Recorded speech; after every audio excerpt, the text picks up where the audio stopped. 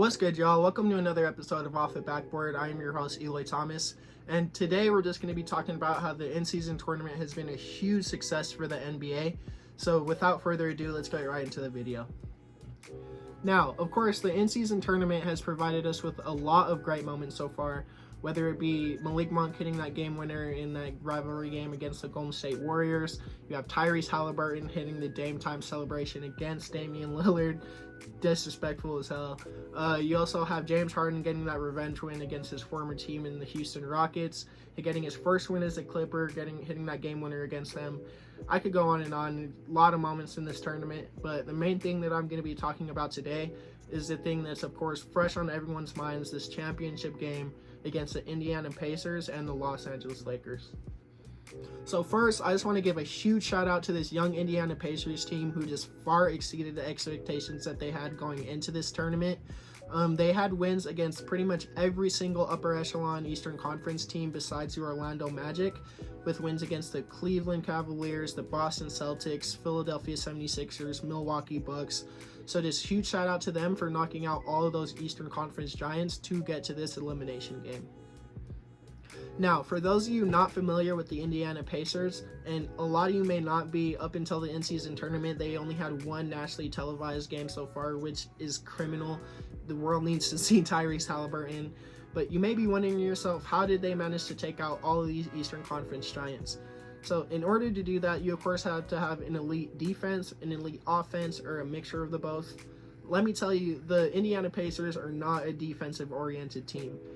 They've been putting up some of the craziest offensive stats we've seen in the history of basketball so far this season, and the in-season tournament didn't change that.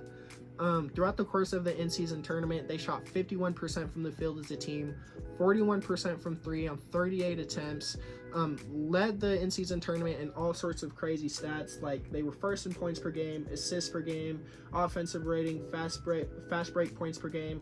So just really getting out on the break, young, fast team. And of course, all of this was on the back of their young star point guard, Tyrese Halliburton, who had himself an amazing in-season tournament, leading them to this elimination game, of course. During the in-season tournament, he put up averages of about 28 points per game, 14 assists, 5.5 rebounds, 1.8 turnovers on 14 assists. Absolutely insane. Really efficient too, 51% from the field, 44% from the three on 10 attempts, and 89% from the line. But despite all of these crazy offensive statistics, despite the great play from Tyrese Halliburton, they just couldn't manage to get that same offense going against the Los Angeles Lakers. Now, a huge reason that the Pacers weren't able to get their offense going like they have been against the Lakers is just because they were getting beat down on the defensive end, and I think that they were just exhausted. During the course of this game, the Lakers put up 86 points in the paint, 27 points from the line, and only shot 2 for 13 from 3, and still beat the Pacers by 16 points. Now, I know that it was a really close game throughout, but that just goes to show that they had this Pacers team gassed by the end of the fourth quarter. Now, of course, the biggest downfall for the Indiana Pacers, offensively and defensively, was Anthony Davis, who decided to put up a prime Wilt Chamberlain stat line last night with 41 points, 20 rebounds, 5 assists, 4 blocks, 1 block off from a 5x5, and had the entire Pacers team in foul trouble from the jump. They ended with 7 players with at least 3 fouls, 3 with at least 5 fouls. That Miles Turner foul out with 4 minutes to go in the fourth quarter, which is just where things got really ugly for the Pacers. Not because Miles Turner was having just a stellar game or something like that, but just, again, they were too gassed out to compete with the Lakers at this point. They came up and were putting up Hail Mary threes with 4 or 5 seconds into the shot clock. The Lakers were, of course, continuing to run the same offense that they had the whole time, just beating them down in the paint. And with less than 3 minutes to go into the game, it felt like it was decided. The Pacers looked defeated, the Lakers were still rolling, and the game was practically over. So after some celebration and Adam Silver stomping on some little kids' dreams. And now to the Lakers. Kids, we got something to do here. The Los Angeles Lakers were awarded with their first in-season tournament championship, the first one ever. LeBron ended up walking away with the first ever in-season tournament MVP. put up averages of 26.8 points per game, 8.2 assists, 7.5 rebounds, on insane efficiency, 58% from the field, 62% from 3 on 5 attempts. And despite all the happiness, despite, the great in-season tournament, no one in this world was more upset last night than Skip Bayless. So just real quick, I'm going to read you guys a whole string of tweets from Skip Bayless last night after the Lakers won this in-season tournament. You ready for this?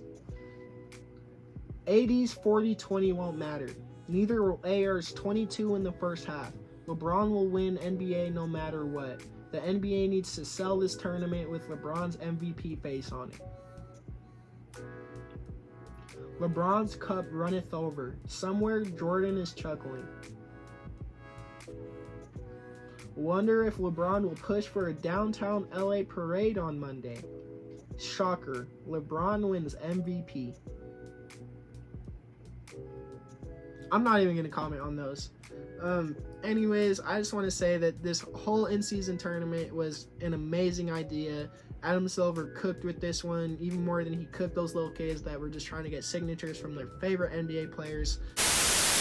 Well, that's going to do it for me, y'all. Thank you so much for watching if you've made it this far. And if you have and you enjoyed what you watched, drop a like, subscribe. I really appreciate it. This Wednesday, I'm dropping my top 10 small forward list. I already dropped my shooting guard and point guard list. If you want to check those out, they'll be in the description down below. Thank you so much for watching again. Peace.